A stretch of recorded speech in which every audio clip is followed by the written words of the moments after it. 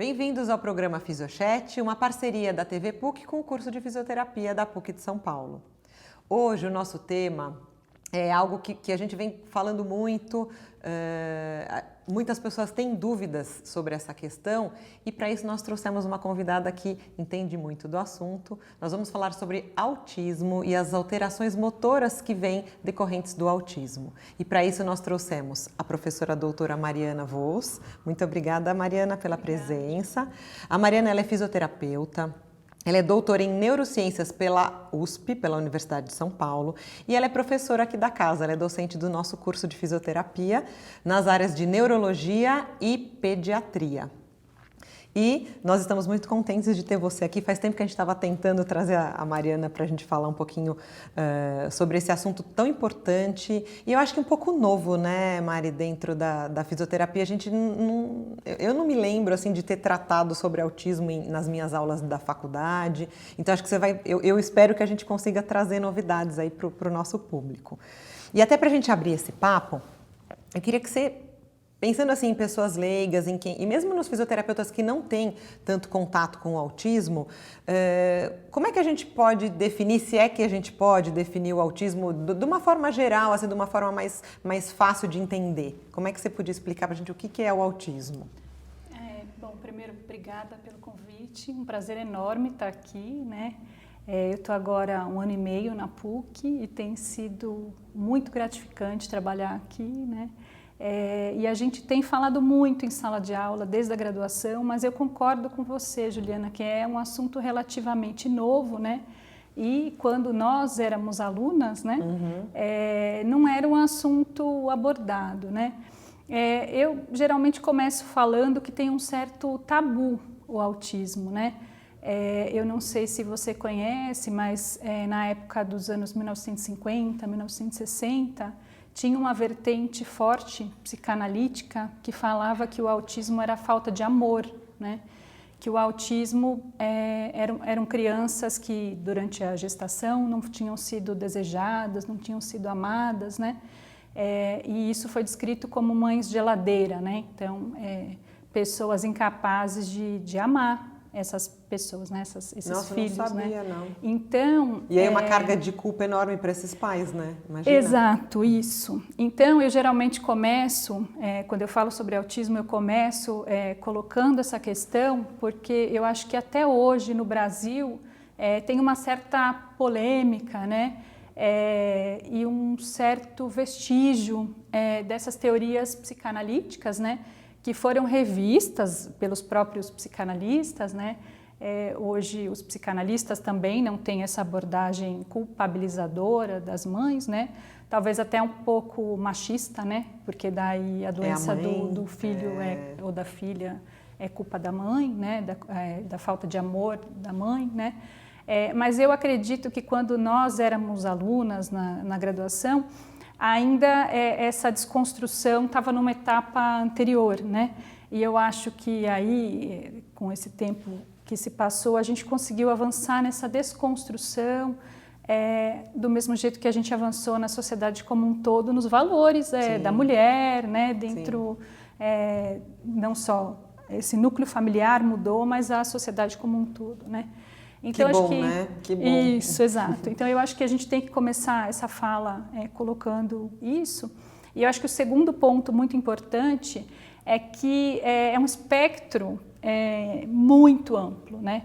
Hoje em dia, se a gente pensar até pelo DSM-5, né? Então a classificação do autismo, a ponta desse espectro é o TDAH, né? Que é pessoas que têm alterações atencionais, hiperatividade, né? Assim, entra na mesma... Nesse mesmo espectro, né? Enorme. Nessa revisão, entra na ponta do espectro. Então essas pessoas têm alguns traços autísticos, né? Porque quando a gente pensa no autista, a gente pensa naqueles casos muito, muito graves, né? Aquelas pessoas que não conseguem falar, que não conseguem interagir, que não conseguem manter contato visual, são assim, aquelas pessoas com muito baixa funcionalidade, né? Muito baixa independência funcional. Então, eu acho que esse é um segundo tabu, né? Então, se a gente pensar dentro aqui da PUC, a gente certamente tem professores e tem estudantes e tem funcionários que têm características que estão nesse espectro, né? De repente mais leve, que não impede deles terem uma vida social, mas que pode atrapalhar, né? Pode atrapalhar e pode ajudar. Porque, Entendi. por exemplo, uma pessoa com uma super habilidade matemática ou com uma super memória, né? Então, na neuroanatomia, por exemplo, né? A gente vê, eu acho que você vai se lembrar, a gente teve um colega no tempo da faculdade que se formou médico e que ele fazia aqueles resumos de neuroanatomia, de anatomia para todo mundo, lembra? Era aquele aluno brilhante da anatomia, porque ele tinha aquela memória, aquela super memória, né? Aquela memória fotográfica, né? Sim. E daí se a gente não sabia algum nervo, a gente não sabia alguma estrutura, a gente sabia que ele sabia e que no resumo dele tinha, né? Sim. Então era praticamente uma enciclopédia, né? Ambulante. Isso. Então a gente tem pessoas muito funcionais e com muito sucesso profissional dentro de algumas super habilidades que a gente pode ver dentro do espectro, né? Sim.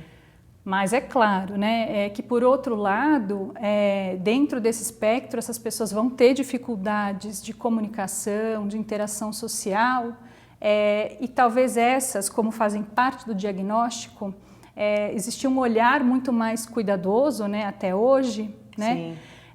Mas se a gente pensar no autismo, a gente pensa muito nas estereotipias, né? Nos movimentos repetidos, né? Nos movimentos repetidos com as mãos, o balançar do tronco, né? Então, é uma característica motora que muitas vezes não é funcional, né? E é importante o fisioterapeuta conhecer e saber lidar. E aí, o que fazer com uma pessoa que tem estereotipias que atrapalham a independência funcional, né? Sim. Eu acho que a gente tem dois aspectos. A gente tem o estigma social, porque na hora que você fala autista, você sabe que é aquela pessoa que se balança, que faz aqueles movimentos, né? Que a gente chama de flapping, né? Aqueles movimentos. Mas pensando no espectro todo, você vai ter também pessoas com os traços que não vão ter essa estereotipia, ou não? Ou todo mundo tem um grau mesmo que seja leve? Isso, então, dentro do diagnóstico, que consta, além da alteração de linguagem, da dificuldade de interação social, lá está escrito como interesses pobres e repetitivos, né? Então, o olhar do fisioterapeuta talvez seja para a estereotipia, porque a estereotipia não deixa de ser uma repetição, né? Sim. É uma pessoa que, por algum motivo, ela tem necessidade de repetir esses movimentos, e existe realmente um curto-circuito cerebral que promove, né, essa repetição. Não deixa de ser uma característica que também é associada ao diagnóstico, né? Mas esses interesses pobres ou repetitivos pode ser um hiperfoco em neuroanatomia. A pessoa está na hora do lazer. Sim. E a pessoa, em vez de assistir um jogo de futebol, a pessoa continua, então ela está aqui na universidade, ela está estudando neuroanatomia. Ela chega em casa, ela continua estudando a neuroanatomia, né? Entendi. Ela não tira o foco daquilo, é repetitivo, na verdade. Isso, né? Então é um interesse pobre, restrito, que pode levar até uma super habilidade, né? Um super desempenho. Então, de certa forma, é socialmente reforçador. Porque nesse caso é um aluno que ele vai tirar 10, né? Por exemplo. Pensando nessa época que você falou dessas teorias psicanalíticas, então acho que sempre muito quem estudou o autismo foram as outras profissões, né? Não desmerecendo, mas eu acho que assim é o que a gente falou, que a gente na universidade nem falava sobre autismo. E agora você vem me falar desses movimentos estereotipados, então acho que esse é um campo que a fisioterapia está entrando. Isso é novo, não é? Em 2012, saiu um artigo bem importante numa revista internacional de fisioterapia, eu acho que foi um marco, que diz, ele fala sobre o papel do fisioterapeuta na avaliação e no acompanhamento das pessoas com autismo.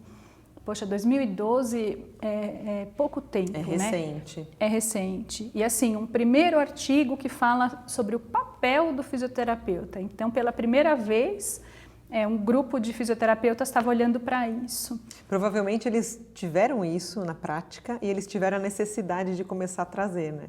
Acho que deve ter partido de uma prática, de uma necessidade de falar, gente, precisamos falar disso, porque mais pessoas precisam saber disso, né? Eu acho que esse foi um primeiro ponto, sim. Eu acho que a sociedade, e também não só no Brasil, mas no mundo, eu acho que passou a enxergar nessa última década as questões de saúde mental, né? Sim. É a década na qual... E a fisioterapia também, então... É até muito mais do que o autismo, a gente discutiu essa última década a depressão, Sim. o suicídio, o isolamento social, né? Assim, são temas recorrentes, né? Até quando nós falamos da saúde, né? Ocupacional, enfim. Né? Foi tema nosso aqui dos alunos, né? Fizemos debates sobre isso. Aqui na PUC foi muito debatido, né? Inclusive dentro do curso de fisioterapia, né? E a saúde mental, ela é multiprofissional, né? O olhar, para ter um trabalho de qualidade, ele tem que ter a equipe multi, né? Sim. E tem que ter essa troca, né? Então, acredito que sim, que num primeiro momento, talvez outros profissionais também não tenham achado que a fisioterapia poderia ajudar, e os próprios fisioterapeutas também. Acredito que sim, como você falou, eu acho que nós recebemos pacientes autistas por outras demandas. E daí nós começamos a pensar como interagir, né? Como é que eu vou interagir com uma pessoa que não quer interagir comigo? Como é que eu vou me comunicar com uma pessoa que não entende ou não atende o que eu estou falando, né? Sim. E às vezes é uma criança muito novinha, né? Então o desenvolvimento motor dessa criança, 50% mais ou menos das crianças autistas têm uma hipotonia. Então eu acho que muito chega no fisioterapeuta por causa da hipotonia. Dessa queixa específica. É uma criança com baixo tônus e é uma criança que ela vai até relativamente bem até a aquisição da sedestação. Mas quando essa criança tem que engatinhar, até para explorar, né? A gente sabe até da nossa experiência como mãe, né? Então essa criança está brincando com qualquer coisa e esse brinquedo avança. Rola, né? É natural, né? Essa tentativa. Pela linguagem, né? Então, me dá, né? Sim. Ou como é que eu faço para chegar lá, né? Então, essas duas estratégias, se a gente pensar que a comunicação, interação social e o tônus, né? E os interesses pobres, restritos, então o brinquedo foi para lá e tudo bem, eu fico parada sem fazer nada. Ou seja, se a mãe tem informação, ela consegue perceber que tem alguma coisa errada, né? Às vezes pode passar despercebido, não pode? Ele não gosta, ele não quer, ele é preguiçoso, não tem um pouco disso? Então, por isso que eu começo falando dos estigmas, né? É complicado isso, né? A gente tem, a Sociedade Brasileira de Pediatria está, inclusive, numa ação muito forte com os pediatras, tem uma escala que chama MCHAT, né? Chat né? Mas é uma sigla, né? Sim. E o M porque ela já foi modificada, né? Então ela foi revisada, né? Tá. E ela rastreia algumas dificuldades que podem aparecer nessa fase que a gente está falando do bebê, né? Da criança de até 1 ano e meio, mais ou menos, né? Então, uma outra coisa que eu não falei, que é bem importante, a gente vê nessas crianças, e que eu acho que tem tudo a ver com a fisioterapia, essa dificuldade de integração sensorial. Então, além desses itens que vão fechar o diagnóstico, a gente tem a hipotonia, que eu já destaquei, né? Que ela não fecha diagnóstico, mas se, poxa, 50%... E eu acho que talvez seja até mais. Eu acho que essa hipotonia, até por não ter o fisioterapeuta tanto no começo, talvez seja até subnotificada. Eu acho Pode ser. Que quando a gente começar a se aprimorar e detectar mais precocemente, eu acho que pode talvez... aumentar. Eu acho. E além dessa hipotonia, então, esse atraso, né, desses marcos motores, né, e essa dificuldade o perfil sensorial. Então, são crianças que ela está brincando e se liga ao liquidificador. Esse barulho desorganiza muito, então são crianças que muitas vezes, também que é clássico, né, do autismo, né, elas tentam bloquear determinado ruído, o latido do cachorro. A gente tem essa super campanha com os fogos de artifício, né, porque são muito aversivos para os autistas, né, então são um problema social gravíssimo e é difícil quem não tem essa dificuldade sensorial entender o quanto isso pode ser violento para alguém que tem essa dificuldade de modulação sensorial. E às vezes fica como uma criança mimada, que os pais protegem. Isso, né? Porque a criança que chega no aniversário e ou ela começa a chorar, ou ela não quer falar com ninguém, ou ela tampa os ouvidos, ela começa a ver as bexigas, né? Toda aquela informação visual, todas aquelas cores, né? Também, que a informação visual não deixa de ser sensorial E ela não também, consegue integrar né? tanta informação ao mesmo tempo, né? Ela fica E muitas desorganizada. vezes essa criança exato, isso gera uma desorganização tamanha que essa criança entra numa crise comportamental e começa a chorar. É insuportável. Esse estímulo tem uma amplificação muito diferente do que acontece com uma outra criança que não está no espectro, né? E daí ela fica, exatamente como você disse, ela fica como uma criança super protegida, uma criança mimada, uma criança que... Então, por isso que eu te falo... Mas é difícil também, né, a gente conseguir definir, olha, isso é algo que pode ser um problema, e isso também é uma característica de uma criança mais tímida, que às vezes ela demora, mas ela acaba interagindo, né? Às vezes acontece, a gente conhece, né?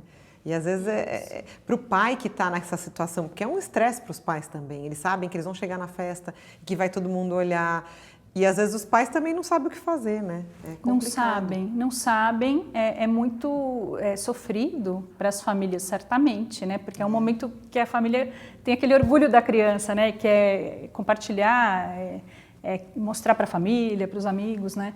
E sabe o quanto essa criança vai sofrer, né? Com certeza. Mas então, por isso que o EMChat é uma escala que a família preenche. Então, meu filho tem essa dificuldade, meu filho tem tal, sim ou não, né? Tem alguns itens que são mais importantes, né? Então eles têm um peso diferente. Um peso maior no score. Justamente por isso que você falou, porque vai ter características em todas as crianças. E daí não é se um item tiver alteração. Depois de um determinado número de itens, lá no final vem, bom, se o seu filho teve uma nota de tanto a tanto, observe por mais um tempo. Se o seu filho teve uma nota maior do que tanto, procure um especialista, porque o seu filho tem risco de ter autismo. E aí vale a pena investigar. Ô Mari, eu sei que a gente já conversou sobre, e você trabalha em equipe, né?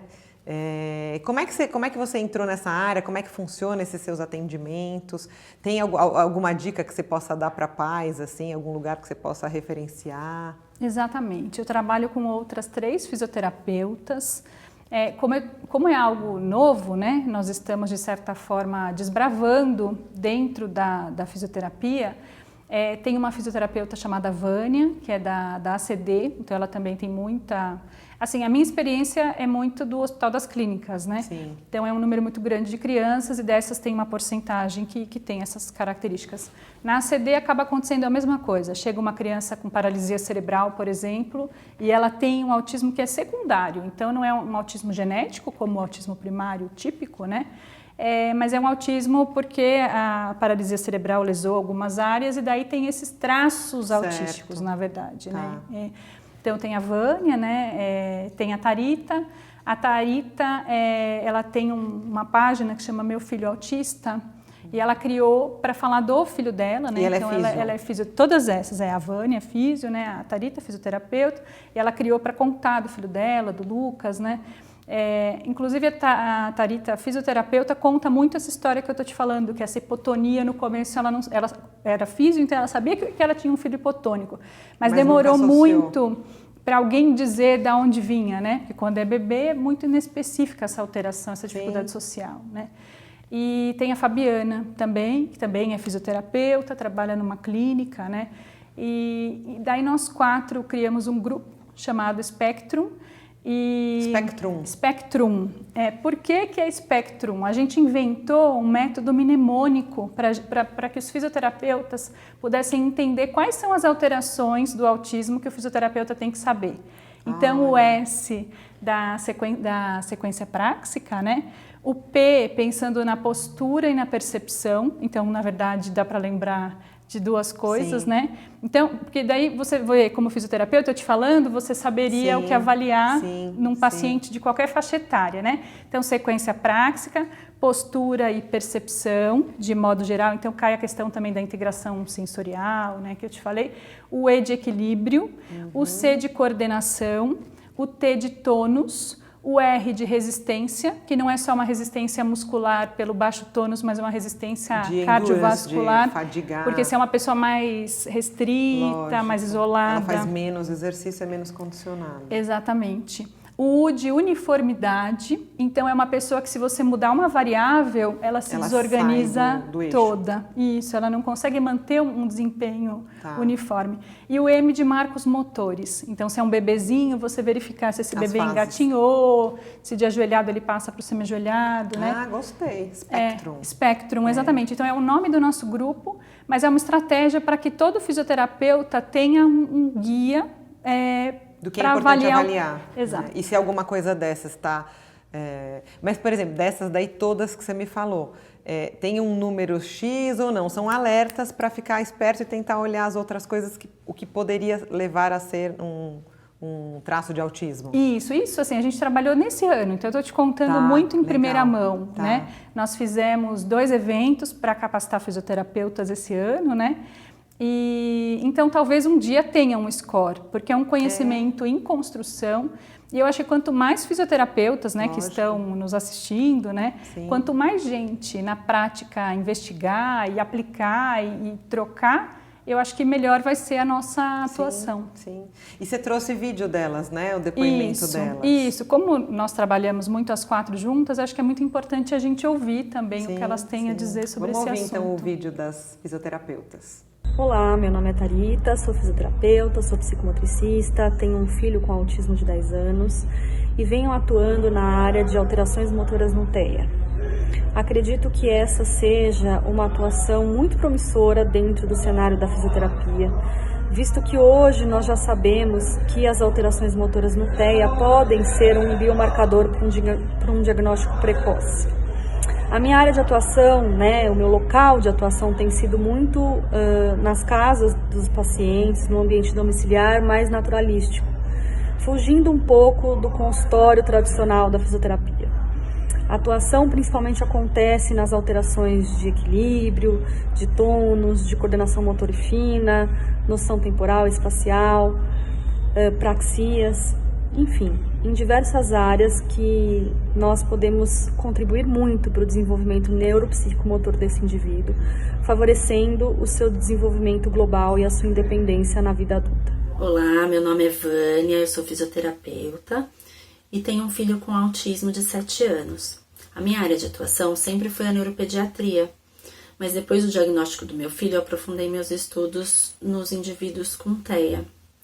E aí eu fui percebendo que a fisioterapia tem muito a contribuir para essas crianças que possuem desordens motoras que vão impactar diretamente na socialização e na interação delas. Mas para se ter um bom trabalho de fisioterapia, é importante que o profissional tenha conhecimento e experiência em alguns manejos comportamentais. Entre eles, como estimular o contato visual, a troca de turno, em como estruturar uma atividade, saber sobre aprendizagem, generalização, reforço positivo, como montar uma rotina visual de trabalho e saber também reconhecer e identificar os comportamentos disruptivos que podem ser desencadeados tanto por sobrecarga sensorial, aspectos físicos como dor, fome, sono, escape de demanda, busca de atenção e até mesmo birra. Sabendo diferenciar esses comportamentos, a gente vai conseguir ter uma atuação mais assertiva com essas crianças e vai conseguir buscar sempre motivação e função nas atividades propostas. Boa noite, meu nome é Fabiana, sou fisioterapeuta, psicomotricista e atualmente estudante de terapia ocupacional. E venho aqui conversar com vocês um pouquinho sobre a fisioterapia no TEA, quanto a fisioterapia no TEA é importante. Eu sou mãe do Gabriel, de 9 anos, e ele também, aos 2 anos, foi diagnosticado dentro do espectro autista. Hoje, a comorbidade que mais soa é o TDAH, ele está com quase 10 anos de idade. Porém, nesses anos todos, eu me dediquei a estudar sobre o TEA, e sobre quanto a fisioterapia poderia ajudar essas crianças. E eu vou falar um pouquinho para vocês sobre avaliação. O que é importante um fisioterapeuta observar nas avaliações? Importante é você observar como é esse arco motor. o quanto esse arco motor está comprometido. E este arco motor, se ele está comprometido por um sequenciamento motor, por um tônus postural ou até por uma fraqueza. Também a gente tem que levar em consideração a parte de equilíbrio e coordenação. Então, a fisioterapia tem muito a contribuir com essa criança com TEA. Nossa, que bacana esse trabalho em grupo que vocês fizeram. Eu acho que isso vai render muitos frutos ainda, né, Mari? Eu estou na torcida aqui e é o que você falou, eu espero que até pessoas que estejam assistindo, que às vezes não são de São Paulo, mas que trabalham, acho que é uma oportunidade, né, de crescimento nessa área. Eu acho que é um mercado enorme, se a gente pensar... assim, o pessoal da genética, né, que estuda genética, ainda não consegue explicar muito bem por quê. Mas o que vem acontecendo é um aumento do número de casos, né? E um aumento que não é totalmente explicado por fatores ambientais, né? Então não é só essa epigenética, então isso de agrotóxico, muito tempo de tablet, né? Tem alguns mecanismos que não estão totalmente explicados, né? O porquê, mas que estão acontecendo, né? Então nos Estados Unidos já tem estatística de uma criança autista para cada 68. Nossa, você já pensou, né? É muito autismo, está no mundo, né? Isso, e no Brasil 1 para 100, né? Nossa. Então imagine, 1 para 100, e desses metade tem hipotonia. E a gente sabe que essa intervenção muito precoce muda a qualidade do movimento, e mudando essa qualidade do movimento, muda a exploração do ambiente, né? Muito. Então precisa de muito fisioterapeuta. Eu acho que é um novo mercado que se abre. E eu arrisco dizer até que talvez esses critérios diagnósticos mudem conforme os fisioterapeutas começarem a atuar e descrever, como eu te falei, isso da hipotonia, né? Lógico. Eu acho que ainda tem muito para avançar nessa área. Que bacana. Olha, pena que nosso tempo está acabando. Eu acho que a gente podia conversar mais outra entrevista sobre várias outras coisas, né? E eu agradeço muito a tua presença. Se alguém precisar entrar em contato, tem algum e-mail, algum contato que você pode passar? Eu deixo geralmente a página Fisiopesquisadora, que é uma página do Instagram. Então, e a nossa @fisiopesquisadora. E a nossa página da fisioterapia. Isso, exatamente. @PUCFisio, sigam, que é uma página muito interessante também. Isso, né? Eu acho que é a melhor forma, porque daí é uma troca não só conosco, né? Sim. Mas a gente pode criar espaços, fóruns, né, para ampliar essa discussão. Com certeza. Então, muito obrigada pela tua presença. Nós vamos acabando por aqui. Sigam o nosso programa nas redes sociais, Facebook e Instagram, e até a próxima.